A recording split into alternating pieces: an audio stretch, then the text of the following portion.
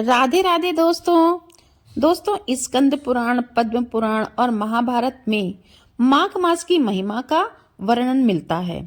शास्त्रों में भी बताया गया है कि माघ मास में गंगा स्नान करने से सभी पापों से मुक्ति मिलती है और अंत में मोक्ष की भी प्राप्ति होती है।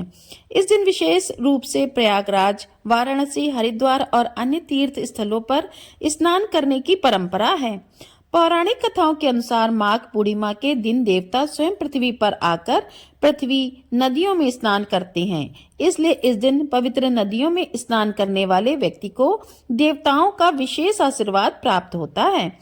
मान्यता है कि स्वयं भगवान विष्णु का माघ मास में त्रिवेणी संगम अर्थात प्रयागराज में निवास करते हैं, इसलिए यहाँ स्नान का विशेष महत्व है।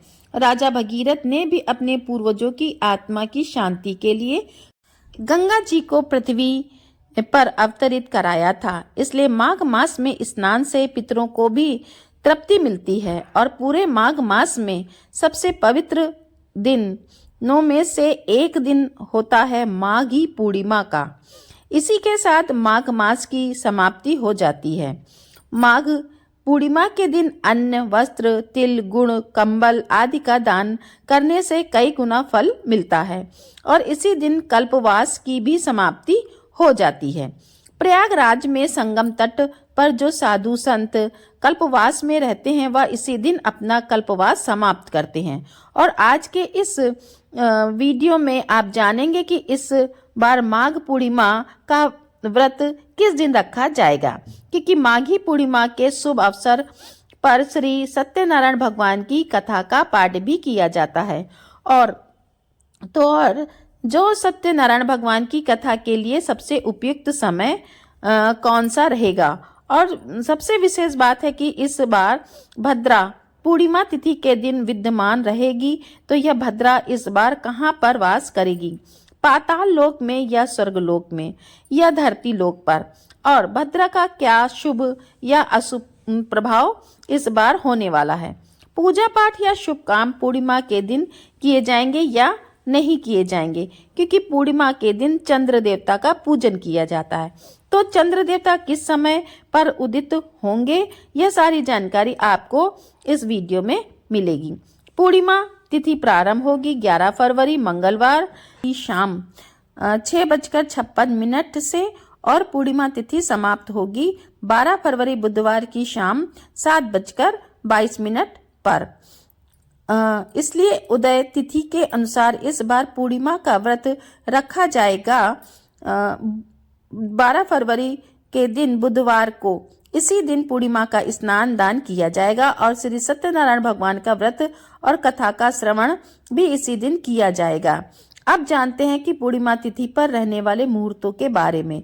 तो पूजा के शुभ मुहूर्त इस दिन रहेंगे, जिसमें प्रातः काल पूजा का मुहूर्त सुबह 5:45 से 7:02 पर होगा और सायंकाल की पूजा मुहूर्त है शाम 6:09 से 7:26 तक।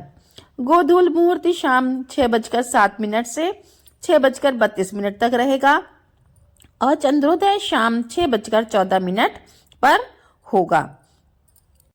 इस समय के बाद से आप कभी भी चंद्र देवता को अर्घ्य देकर व्रत खोल सकते हैं। 12 फरवरी बुधवार को सूर्योदय होगा सुबह 7:05 पर और सूर्यास्त होगा शाम 6:17 पर। ब्रह्म मुहूर्त का इस दिन रहेगा सुबह 5:28 से 6:16 तक।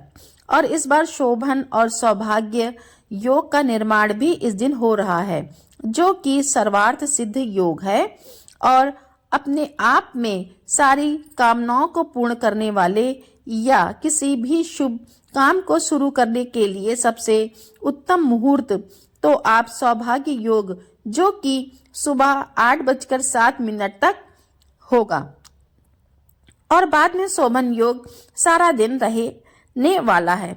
इन योगों में कोई भी नए काम की शुरुआत कर सकते हैं, लेकिन ध्यान रखिएगा इस बार पूर्णिमा तिथि पर कुछ देर के लिए भद्रा भी है और भद्रा प्रारंभ होगी 11 फरवरी मंगलवार को शाम 6:55 से और बुधवार यानी कि 12 फरवरी को सुबह 7:05 तक रहेगी।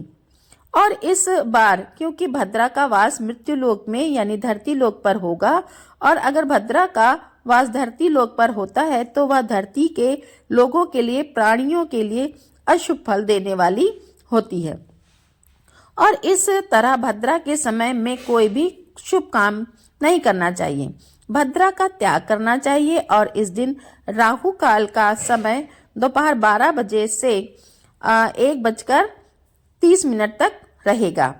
राहु काल को भी अशुभ मुहूर्तों में गिना जाता है। अब आप यह सोच रहे होंगे कि जब भद्रा 12 फरवरी बुधवार को सुबह के समय भी रहेगी और उस समय ब्रह्म मुहूर्त में क्या स्नान किया जा सकता है, या सुबह की जो पूजा है वह शुभ मुहूर्त में की जा सकती है। तो देखिए, बहुत से लोग ऐसे भी हैं जो भद्रा को नहीं मानते, जो ज्योतिष शास्त्र में विश्वास नहीं करते, वह इस समय में सुबह की पूजा, स्नान, ध्यान, जप, तप कर सकते हैं। लेकिन जो लोग ज्योतिष शास्त्र में विश्वास करते हैं, पंचांग में को मानते हैं, मुहूर्तों में को मानते हैं, उन्हें भद्रा का समय त्याग करके जो शुभ मुहूर्त प्राप्त होता है उसी में पूजा पाठ या स्नान करना चाहिए। सुबह पूर्णिमा के दिन पवित्र नदी के जल से स्नान करने के बाद सूर्य देवता को जल का अर्घ्य देकर मंदिर की साफ सफाई करके गंगा जल का छिड़काव करके हाथ में गंगा जल, पुष्प, अक्षत लेकर व्रत रखने का संकल्प लेना चाहिए। फिर धूप दीप आदि जलाकर भगवान की विधि विधान से पूजा करें। इसमें शिव और शिव जी के पूरे परिवार और विष्णु जी और लक्ष्मी जी का स्मरण करना चाहिए, पूजन करना चाहिए, मंत्रों का जाप करके कथा का श्रवण करना चाहिए और भगवान को भोग लगाना चाहिए। सबसे अंत में आरती करके अपने व्रत का प्रारंभ करना चाहिए। दिन भर व्रत रखना चाहिए। शाम को एक बार फिर से पूजा करके उगते हुए चंद्रमा को अर्घ्य देकर, चंद्रमा को खीर का भोग लगाकर, माँ लक्ष्मी को भी खीर का भोग लगाकर आपको व्रत का पारण करना चाहिए। पूर्णिमा के दिन आप अपनी सामर्थ्य के अनुसार कुछ न कुछ दान अवश्य करें। और यदि इस दिन आप विशेष कृपा भगवान की चाहते हैं तो शाम के समय दीपदान जरूर करें।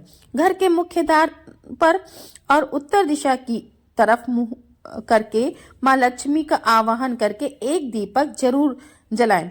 पीपल के पेड़ के नीचे एक दीपक जलाएं। तुलसी माता के पौधे में एक दीपक जलाकर अपने घर की सुख समृद्धि की कामना के लिए प्रार्थना करें। भगवान विष्णु कथा का पाठ करें। पंजीरी का भोग भगवान को लगाएं और प्रसाद रूप में सभी में बांटें।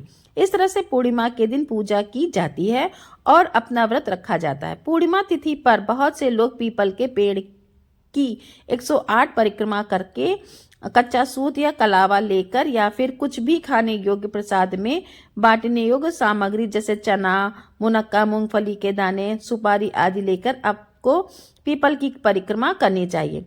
पूर्णिमा तिथि सबसे पवित्र दिनों में से एक होती है, इसलिए इस दिन किसी भी तरह का गलत आचरण नहीं करना चाहिए और लहसुन प्याज का या किसी भी तरह के मांसाहार या नशे आदि का सेवन नहीं करना चाहिए। जिस घर में नियमों का पालन होता है उस घर में सदा महालक्ष्मी जी की कृपा बनी रहती है। तो यह थी दोस्तों आज की वीडियो और उम्मीद करती हूँ कि आपको जानकारी अच्छी लगी होगी, वीडियो अच्छी लगी होगी।